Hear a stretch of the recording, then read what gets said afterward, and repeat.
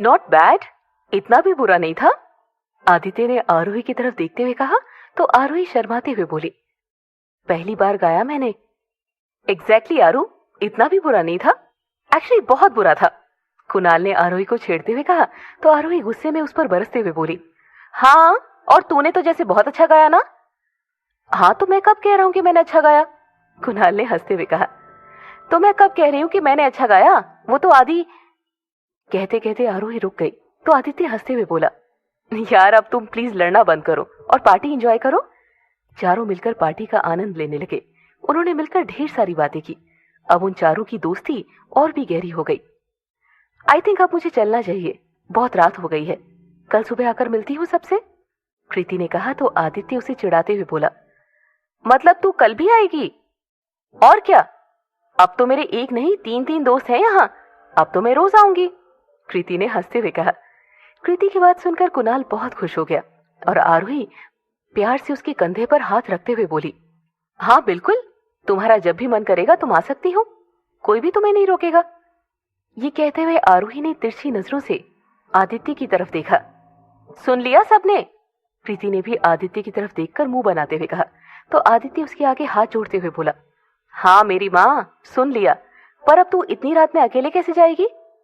अरे मैं चली जाऊंगी, डोंट वरी, कृति ने कहा। इफ यू डोंट माइंड मैं तुम्हें घर छोड़ दूं? कुणाल ने सकपकाते हुए पूछा तो कृति शर्मा गई। आदित्य और आरोही मुस्कुराते हुए कुणाल को घूरने लगे तो कुणाल नजरें चुराते हुए बोला, नहीं मैं तो बस पूछ रहा था। हाँ कृति, तू अकेले मत जा, कुणाल तुझे छोड़ देगा, आदित्य ने मुस्कुराते हुए कहा। ओके, कृति शर्माते हुए बस इतना ही कह पाई और फिर आदित्य और आरोही को बाय बोलकर वहां से चल दी। कुणाल भी मुस्कुराते हुए उसके पीछे चल दिया। आदित्य आप भी मेडिसिन लेकर आराम कीजिए, आरोही ने कहा तो आदित्य मुस्कुराते हुए बोला, ओके। आरोही आदित्य को उसके कमरे में लेकर गई और फिर उसे दवाइयां देकर अपने केबिन में आकर बैठ गई। बिस्तर पर लेटे लेटे आदित्य एक बार फिर से आरोही के बारे में सोचने लगा, ये मुझे क्या हो रहा है, अभी अभी तो मैं आरोही से बात करके आ रहा हूँ, फिर भी उसके पास जाने का दिल क्यों कर रहा है, क्यों उसका ख्याल दिल से जा ही नहीं रहा? कहीं मुझे आरोही से प्यार नहीं, नहीं, मुझे प्यार कैसे हो सकता है? मैं केवल सनाए से प्यार करता था और पूरी जिंदगी सिर्फ उसी से करूंगा, लेकिन उसने तो मुझे धोखा दिया है। तो क्या हुआ, मेरा प्यार तो सच्चा था ना, और सच्चा प्यार सिर्फ एक ही बार होता है, बार बार नहीं। मुझे कोई प्यार व्यार नहीं हुआ है, मैं सिर्फ सनाए से प्यार करता हूँ। आदित्य एक बार फिर से अपने अतीत के बारे में सोचने लगा, जिसकी वजह से उसे एक बार फिर से बेचैनी होने लगी और वो कमरे से निकलकर बाहर गार्डन में जाकर बैठ गया। थोड़ी देर में आरोही वहां से होकर गुजरी तो आदित्य को यूं गुमसुम बैठा देख वो उसके पास जाकर बैठ गई। आदित्य अपनी यादों में इतना खोया हुआ था कि उसे आरोही के आने का एहसास भी नहीं था। क्या बात है, आप यहाँ इतनी रात में, कोई प्रॉब्लम है क्या? आरोही ने आदित्य की तरफ देखते हुए पूछा। आरोही को वहां पाकर आदित्य चौंक गया, पर फिर उस पर से अपनी नजरें हटाते हुए बोला, नहीं वो बस कमरे में अच्छा नहीं लग रहा था, इसीलिए बाहर खुली हवा में आ गया। कुछ सोच रहे हैं आप? आरोही ने पूछा। नहीं नहीं तो, आदित्य ने जवाब दिया। झूठ मत बोलिए, आपके चेहरे से पता चल रहा है कि आप कुछ सोच रहे हैं। कोई ऐसी बात है जो आपको परेशान कर रही है पर आप शेयर नहीं करना चाहते, पर जहां तक मुझे लगता है अब हम इतने अच्छे दोस्त तो बन ही गए हैं कि आप मुझसे अपनी प्रॉब्लम शेयर कर पाएं। आरोही ने अपनेपन से कहा तो आदित्य अपनी परेशानी जाहिर करते हुए बोला, अपने पास्ट के बारे में सोच रहा था, जिंदगी में पहली बार प्यार हुआ, वो भी अधूरा रह गया। क्या कुछ नहीं किया मैंने उसके लिए, उसे पाने के लिए, फिर भी मुझे बदले में धोखा मिला। अब तो प्यार शब्द से भी नफरत होने लगी है, ऐसा लग रहा है जैसे प्यार व्यार कुछ होता ही नहीं है, सब सिर्फ जरूरतों को पूरा करने के जरिए होते हैं। सिर्फ इसीलिए क्योंकि आपको प्यार नहीं मिला, इसका मतलब ये नहीं कि सारी दुनिया झूठी है। प्यार है तो दुनिया है, और आपको ऐसा क्यों लगता है कि सिर्फ एक लड़की का प्यार ही प्यार है? आपके माता पिता, क्या वो आपसे प्यार नहीं करते? आपके दोस्त, क्या वो आपसे प्यार नहीं करते? मिनी, क्या वो आपसे प्यार नहीं करती? प्यार को अगर एक ही इंसान से जोड़कर देखेंगे तो झूठा ही लगेगा, पर अगर उस इंसान से बाहर आकर देखेंगे तो अपने आप को प्यार से घिरा हुआ पाएंगे। आरोही ने आदित्य को समझाया तो आदित्य हैरानी से आरोही को देखते हुए बोला, तुम हर चीज इतने अच्छे से कैसे समझा लेती हो? कैसे महसूस कर लेती हो ये सब? बस ऐसे ही, आरोही ने मुस्कुराकर जवाब दिया। क्या तुम्हें कभी किसी से प्यार हुआ है? आदित्य ने बड़ी हिम्मत जुटाते हुए पूछा। तो आरोही धीमी आवाज में बोली, नहीं, कभी वक्त ही नहीं मिला इन सब के लिए। आरोही का जवाब सुनकर आदित्य हंसते हुए बोल पड़ा, अरे प्यार के लिए वक्त की जरूरत नहीं होती, प्यार के लिए सिर्फ जज्बातों की जरूरत होती है। जज्बात भी तो तब आएंगे ना जब मैं किसी को वक्त दूंगी, आरोही ने मुस्कुरा कर कहा। हाँ ये तो है, पर कभी कभी ऐसा भी तो होता है ना, वो पहली नजर में हमें ये एहसास दिला जाता है कि yes this is the one. यही तो है वो जिसका इंतजार हम न जाने कितने सालों से कर रहे थे, और फिर अचानक वो हमारे लिए दुनिया का सबसे खास इंसान बन जाता है। सोते जागते उठते बैठते बस वही नाम, वही चेहरा दिखाई देता है। अचानक उसकी छोटी सी भी तकलीफ हमें परेशान करने लगती है, और उसकी एक मुस्कान हमारे लिए दुनिया की सबसे खास चीज हो जाती है। उसकी मुस्कान के लिए हम कुछ भी करने को तैयार हो जाते हैं। जब वो सामने नहीं होता तो हम उसे ढूंढते हैं, और जब वो सामने होता है तो एक अजीब सी खुशी महसूस होती है। उसके साथ हम बहुत सिक्योर फील करते हैं। उसके बिना एक बेचैनी सी रहती है। कभी कभी एक नजर में भी प्यार हो जाता है। ऐसा कभी नहीं हुआ क्या तुम्हारे साथ? आदित्य मुस्कुराकर दुनिया के सबसे खूबसूरत एहसास को आरोही के सामने व्यक्त करने लगा। उसकी बातें सुनकर आरोही को वो सारे पल याद आने लगे जो उसने आदित्य के साथ बिताए थे, और वो मन ही मन सोचने लगी, ये सब कुछ तो मुझे तुम्हारे लिए फील हुआ है, तो क्या मुझे तुमसे प्यार प्यार में ऐसा होता है क्या?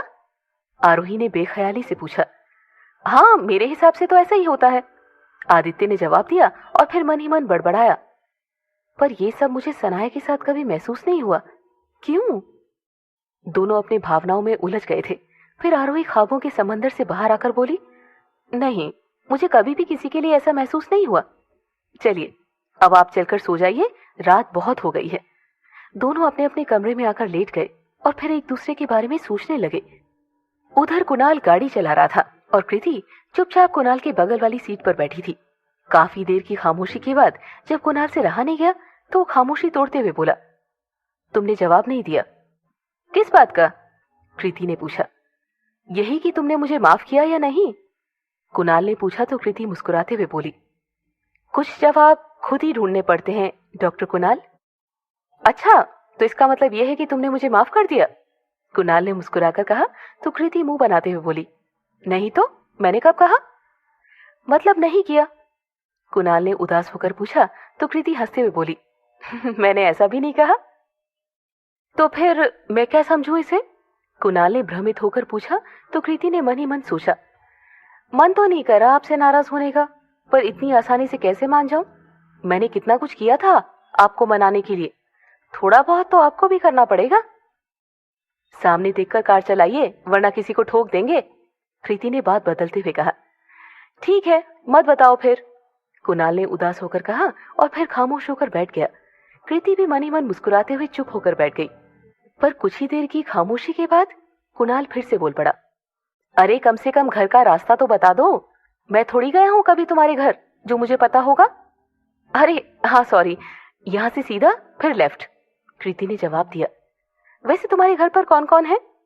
कुणाल ने पूछा तो कृति उदासी भरे स्वर में बोली, बस मैं और दादा दादी, मम्मा पापा 5 साल पहले ही कार एक्सीडेंट में। इतना कहकर कृति फूट फूट कर रोने लगी और उसे यूं रोता देख कुणाल उसे संभालते हुए बोला, अरे प्लीज रो मत, तुम तो बहुत स्ट्रांग हो ना। कृति ने सिसकते हुए कहा। फिर और वैसे भी अगर तुम ऐसे रोओगी तो तुम्हारे मम्मा पापा को ऊपर वहां जन्नत में कितना बुरा लगेगा। वो तो यही सोच सोच के परेशान होते रहेंगे ना कि वो अपनी इतनी प्यारी सी बच्ची का ख्याल तक नहीं रख पाए। उसके चेहरे की मुस्कुराहट उनकी वजह से छिन गई। वो अच्छे मम्मा पापा नहीं बन पाए। कुणाल ने कार रोककर कृति को प्यार से समझाते हुए कहा, नहीं ऐसा बिल्कुल भी नहीं है, वो तो इस दुनिया के बेस्ट पेरेंट्स थे, उन्होंने कभी भी मुझे किसी चीज की कमी नहीं होने दी, कृति ने रोते हुए कहा। तो फिर फटाफट रोना बंद करो और एक प्यारी सी स्माइल दो। कुणाल के समझाने पर कृति ने अपने आंसू पोंछ लिए और मुस्कुराने लगी। That's like a good girl, ऐसे ही रहा करो हमेशा हंसते हुए, कुणाल ने कहा तो कृति ने सिर्फ कह दिया। कृति अभी भी उदास थी और ये देखकर कुणाल मन ही मन खुद को कोस रहा था। यार, ये क्या किया मैंने, उदास कर दिया इसे। मैं जानता था कि उसके पेरेंट्स नहीं हैं, फिर भी ये बेहुदा सवाल पूछा। इडियट कहीं का। तेरा कुछ नहीं हो सकता कुणाल, अब तूने उसे उदास किया है तो तू ही इसका मूड ठीक करेगा। सोच अब कुछ। कुणाल अभी ये सब सोच ही रहा था कि तभी उसे कुल्फी का स्टॉल दिखाई दिया। ये तो सारी लड़कियों की फेवरेट होती है, आई एम श्योर ये खा के इसका भी मूड ठीक हो जाएगा। ये सोचकर कुणाल कृति की तरफ देखते हुए बोला, कृति, तुमने कभी यहाँ की कुल्फी खाई है? नहीं, कृति ने जवाब दिया। चलो मैं खिलाता हूँ, फेमस है यहाँ की कुल्फी, कुणाल ने मुस्कुराकर कहा। कार किनारे लगाकर कुणाल नीचे उतर गया और फिर उसने जाकर कृति के लिए भी दरवाजा खोल दिया। कृति को भी कुल्फी बहुत पसंद थी, इसीलिए वो बिना किसी सवाल जवाब के कुणाल के साथ चल दी। दोनों कुल्फी के स्टॉल पर पहुंच गए।